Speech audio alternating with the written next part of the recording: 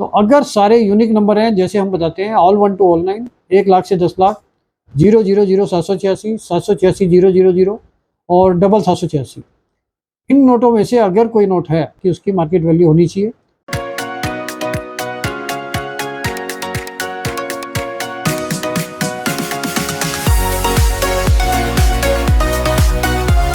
दोस्तों नमस्कार, royal arts and numismatic gallery रंग के यूट्यूब चैनल पर आपका स्वागत है। दोस्तों आज हम बात करेंगे उन क्वेश्चंस की जो आप हमारे वीडियोस में क्वेश्चंस पूछते हैं हमारे से। तो इस वीडियो में आज के क्वेश्चंस लेते हैं। सबसे पहला है Arvind Raj Bafna ji. Sir, I have one paper note of 100 rupees S Jagannathan in very fine condition, please tell me current price of this note. तो ये अरविंद जी का क्वेश्चन है, 100 रुपये का एस जगन्नाथन का है, वेरी फाइन कंडीशन का, इसका रेट इन्होंने पूछा है। दोस्तों 100 रुपये का सिर्फ एग्रीकल्चर इशू आता है जिसमें उसकी वैल्यू होती है जगन्नाथन की। जो वाइट पट्टी वाला एक नोट आता है उसमें भी एस जगन्नाथन आता है, लेकिन उसकी वैल्यू बिल्कुल भी नहीं होती। मतलब आप मानकर चलिए कि अगर ये दो नोट हैं और एस जगन्नाथन का एग्रीकल्चर में कोबाल्ट इशू आता है, उसके अंदर अगर एस जगन्नाथन है तो उसकी वैल्यू लगभग एक रनिंग कंडीशन में 2-3 हज़ार रुपये से लेके यूएनसी कंडीशन में 10 से 15 हज़ार रुपये तक वो बिक सकता है। तो अगर वो यूएनसी कंडीशन में है तो कोई भी डीलर आपका 10,000, 12,000, 13,000 तक ले सकता है अगर परफेक्ट यूएनसी है तो उसकी मार्केट वैल्यू जो है वो 2-3 हज़ार से शुरू हो जाती है रनिंग कंडीशन में। हमने कुछ नोट अभी ले लिए थे 3-4 हज़ार के हिसाब से, लेकिन वो कंडीशन वीक है इसलिए वो अभी रखे हुए हैं, वो बिक नहीं रहे हैं। तो ऐसी चीज़ें लेने में डीलर को भी इंटरेस्ट नहीं होता जिनकी कंडीशन वीक होती है। तो अच्छी कंडीशन के रेट आपको अच्छे मिल सकते हैं। लेकिन यही नोट अगर एस जगन्नाथन का आपके पास वाइट पट्टी वाले नोट में है तो उसकी वैल्यू ज़्यादा से ज़्यादा 125, 150, इससे ऊपर नहीं आती। अगर वो यूएनसी कंडीशन में है तो वो 400, 500 रुपये, 600 रुपये बिक सकता है, वैसे अदरवाइज उसकी ज़्यादा वैल्यू नहीं होती। इसके बाद क्वेश्चन है बंसी राम जी, जय भीम।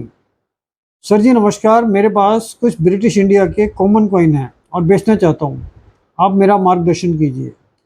तो ये ब्रिटिश कॉइन को बेचना चाहते हैं, तो अगर ये दिल्ली या दिल्ली के आसपास रहते हैं और इनको लगता है कि हमारे पास आने के बाद इनके सामान की वैल्यू इनको प्रॉपर मिल सकती है, जैसा हमने अपने एपिसोड में बताया है, वीडियोज़ में बताया है, तो ब्रिटिश इंडिया के कॉपर कॉइन, सिल्वर कॉइन, ये सभी चीज़ें हम परचेज कर रहे हैं। लेकिन अगर कंडीशन अच्छी होती है और रेयरिटी होती है तभी उसकी वैल्यू ज़्यादा आती है। नहीं तो आप ये सोचकर मत आइए कि ब्रिटिश इंडिया के कॉइन्स हैं और वो हमेशा महंगे ही होंगे। क्वार्टर आने की वैल्यू 8 रुपये से 10 रुपये एक मैक्सिमम रेंज होती है अगर वो रनिंग कंडीशन में कॉमन डेट है बिल्कुल। और वही कॉइन अगर विक्टोरिया का है और बहुत अच्छी कंडीशन में है तो एक एक कॉइन आपका 500 से 1000 रुपये भी बिक सकता है। मेन चीज़ डिपेंड करती है कि उसमें डेट क्या है और कंडीशन क्या है। तो ब्रिटिश इंडिया के कॉइन्स बहुत महंगे नहीं होते, तो इसके अंदर रेयरिटी ही हमेशा महंगी होती है। इसमें एक आना, आधा आना, ये तो लगभग आप मानकर चलिए कि अगर ये जॉर्ज 6 के कॉमन कॉइन है तो 8 रुपये से 10 रुपये इसकी वैल्यू होती है पर कॉइन। तो अगर आपको लगता है इसकी क्वांटिटी इतनी है कि आपको आने का फ़ायदा है तो आप हमारे ऑफिस में आके इसको सेल कर सकते हैं और हम इसको परचेज कर सकते हैं। इसके बाद ये डी एंटरटेनमेंट, इनकी आईडी है ये, नॉलेजेबल वीडियो। सर जी नागपुर महाराष्ट्र में कौन सा डीलर्स कहाँ पे है, प्लीज़ आपके पास एड्रेस हो तो प्लीज़ बताएं। तो देखिए सर, ये कहना आसान होता है, अगर हम कोई भी एड्रेस किसी का भी डाल देंगे तो मेजॉरिटी जितने भी डीलर हैं, ज़्यादा से ज़्यादा डीलर ऐसे हैं जो ये चाहते ही नहीं है कि जनरल पब्लिक उनके पास आए और बहुत ज़्यादा भीड़ लगे या उनको सब लोगों को समझाना पड़े कि ये बिकता है या नहीं बिकता। क्योंकि जैसे ही किसी का एड्रेस दिया जाता है ना, तो वहाँ सबसे पहले आसपास के वो लोग पहुँच जाते हैं जो वैष्णो देवी के सिक्के या स्टील वाले कॉइन या गेंडे वाली 54 अठन्नी या 5 रुपये के ट्रैक्टर वाले नोट। इसलिए इस फील्ड के जितने भी डीलर हैं, मेजॉरिटी डीलर ये चाहते ही नहीं कि उनका एड्रेस या फ़ोन नंबर या ये चीज़ें किसी को दी जाएँ जिससे कि उनकी पर्सनल लाइफ डिस्टर्ब हो। हम ये कोशिश खुद ही करते हैं और हमारे पास भी हमें पता है कि दिन में हज़ारों फ़ोन आते हैं, जिसकी वजह से हमने आपको बोला हुआ है कि भाई हम फ़ोन नहीं उठा पाते हैं। और दूसरा हमने ये भी बताया हुआ है कि हम व्हाट्सअप नंबर हमने हटा दिया था क्योंकि उस पर एक दिन में 50,000 से 2-2 लाख फ़ोटो तक आ जाती थी और फ़ोन ख़राब हो जाता है।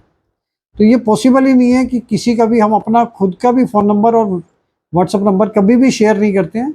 और बहुत सारे लोग आते हैं कि आपसे बात हुई थी, आपने 50 लाख बताए थे या आपने हमारे सामान की वैल्यूएशन की थी, तो ऐसा कभी नहीं होता है।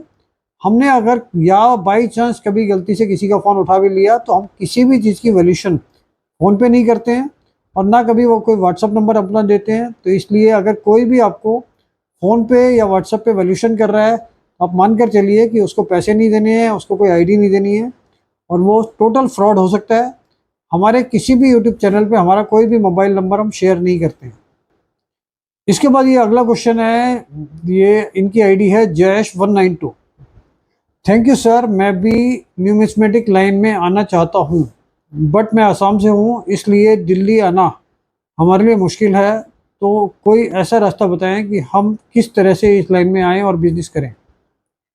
तो आज भी कुछ लोग हमारे पास आसाम से आए थे और वो दूसरी कोई वीडियो देखकर आए थे, जिसकी वजह से उनको भी निराश होना पड़ा, क्योंकि कुछ वीडियो ऐसी भी आ रही हैं यूट्यूब पर जो बहुत हाई वैल्यू बताते हैं और जिसकी वजह से दूर दूर से लोग हमारे पास आते हैं। और हम किसी भी दूसरे यूट्यूब चैनल को सपोर्ट नहीं करते हैं जो लोगों को मिसगाइड करते हैं, जिसकी वजह से यहाँ पर लोग आके दूर दूर से परेशान होते हैं। तो आज भी कुछ लोग असम से आए थे और दिल्ली एक ऐसी जगह है कि जहाँ पर लोगों का किसी भी तरीके से आना जाना होता है या किसी तरीके का काम उनका पड़ता है, तो इस वजह से भी लोग आते हैं। लेकिन जो आज लोग आए थे वो किसी यूट्यूबर से मिसगाइड होकर आए थे और उनका यही कहना था कि ये यूट्यूब पर हज़ारों लाखों वैल्यू बताई जा रही है। तो हमने उनको बताया था कि भाई हम अपनी यूट्यूब पर ये सारी चीज़ें नहीं बताते हैं और जिन चीज़ों की वैल्यू नहीं होती वो चीज़ें हम परचेज भी नहीं करते। और आप अगर हमारा वीडियो रेगुलर देखते हैं तो हमने बहुत सारे तरीके बताए हैं कि आप अपने घर पे बैठे भी इन सारी चीज़ों को धीरे धीरे करके स्टार्ट कर सकते हो और ये एक इनकम सोर्स भी आप इसको बना सकते हो छोटी छोटी चीज़ों से छोटे पैसे लगा के। उसके लिए आपको हमारी कुछ वीडियो देखनी पड़ेंगी जिसमें हमने उसके बारे में बताया है। इसके बाद ये है CM रैट लिखा हुआ है, इन्होंने आईडी है इनकी 121 कॉइन्स। सर मेरे पास 1 रुपये का नोट है, 10 नोट, सारा यूनिक नंबर है, मैंने फैंसी नंबर, क्या वैल्यू होगा। तो अब इनके इस क्वेश्चन से हमें यही जजमेंट नहीं हो रहा कि इनके पास फैंसी नंबर में कौन सा फैंसी नंबर है। जिन्होंने बताया कि 1 रुपये का नोट है, फिर इन्होंने लिखा है 10 नोट हैं और सारा यूनिक नंबर है। तो अगर सारे यूनिक नंबर हैं जैसे हम बताते हैं ऑल 1 to ऑल 9, 1 लाख से 10 लाख, 000 786 786 000 और 786, इन नोटों में से अगर कोई नोट है और 1 रुपये में है और यूएनसी कंडीशन में है, तो आप मानकर चलिए कि 5,000 से 8,000 तक की उसकी मार्केट वैल्यू होनी चाहिए कम से कम। और अगर उसकी कंडीशन वीक होती जाएगी तो उसकी वैल्यू उस हिसाब से कम हो जाएगी। और ये सारी चीज़ें हम अपने ऑफिस में ख़रीद रहे हैं। अगर आपके पास है तो आप हमारे ऑफिस में ला सकते हैं, हम इसकी जो भी वैल्यू होगी आपको बता देंगे। क्वेश्चन है इनका मोहम्मद दिलशाद, जिनकी आईडी है। वर्मा जी, मैं एक ये जानना चाहता हूँ, जैसे कि मैं किसी परचून की दुकान से कोई चीज़ या पान की दुकान से मैंने सिक्के उठाए और मैं रास्ते से जा रहा हूँ, अगर किसी ने हमको रोक लिया और उसने कहा ये सिक्के क्या करोगे, कैसे क्या नहीं, तो उसके बारे में बताएं कि अगर कोई ऐसे पुलिस वाले हैं कोई रोक लेते हैं तो उनको हम क्या जवाब दें। तो दोस्तों सबसे ये एक बहुत बड़ा पॉइंट है कि अगर हम मान लो कभी भी कोई भी कॉइन्स कलेक्शन के लिए परचेज करने के लिए लेकर जाते हैं एक जगह से दूसरी जगह और कहीं पर भी कोई पूछताछ होती है, तो अगर हम इन चीज़ों का कलेक्शन कर रहे हैं, इन चीज़ों की फाइलें बना रहे हैं या इन चीज़ों की ट्रेडिंग कर रहे हैं, तो ऐसा नहीं है कि ये कोई इलीगल काम है। इसके लिए प्रॉपर HSN कोड है, GST नंबर है और ये सारी चीज़ें लीगलाइज हैं, कहीं पर भी इसको सेल परचेज करने में प्रॉब्लम नहीं है। लेकिन अगर आप इसका मिसयूज़ करते हैं तो ये प्रॉब्लम है। मिसयूज़ से मतलब ये होता है कि गवर्नमेंट की कोई भी करेंसी जो अभी चल रही है उसको आप किसी भी तरीके से डिस्ट्रॉय करते हैं, डैमेज करते हैं, मेल्ट करते हैं, तो ये पूरी तरीके से इलीगल है। तो अगर क्वांटिटी गवर्नमेंट के नॉर्म्स के हिसाब से आप कोई भी क्वांटिटी, कितनी भी क्वांटिटी स्टोर कर सकते हो, कहीं पर भी ट्रांसपोर्टेशन में ला सकते हो, ले जा सकते हो, इसमें किसी भी तरीके की कोई ऑब्जेक्शन नहीं है, लेकिन आपकी इंटेंशन ये नहीं होनी चाहिए कि उसको आप डिस्ट्रॉय कर रहे हो या उसमें किसी तरीके का या कोई इन्वॉल्वमेंट आपकी ऐसी हो जिससे वो मेल्ट करने में या वैसे कोई प्रॉब्लम आती हो। तो इसके लिए आपको कभी भी कहीं पर भी ले जाते समय आपको घबराना नहीं है, एक कॉन्फिडेंट होकर जवाब देना है कि भाई ये चीज़ें मैं कलेक्शन करता हूँ और इन चीज़ों की फाइलें किसी भी तरीके से किसी भी वे में, आप कलेक्टर हो डीलर हो जो भी चीज़ आप कर रहे हो, तो इसके लिए आप प्रॉपर जवाब देंगे तो किसी तरह की कोई प्रॉब्लम नहीं आएगी। तो दोस्तों आज के इस एपिसोड में यही क्वेश्चन हम लेंगे। अगले एपिसोड में फिर हम कोशिश करेंगे कि ज़्यादा से ज़्यादा आपके क्वेश्चंस का जवाब दे पाएँ। इसके लिए थैंक यू।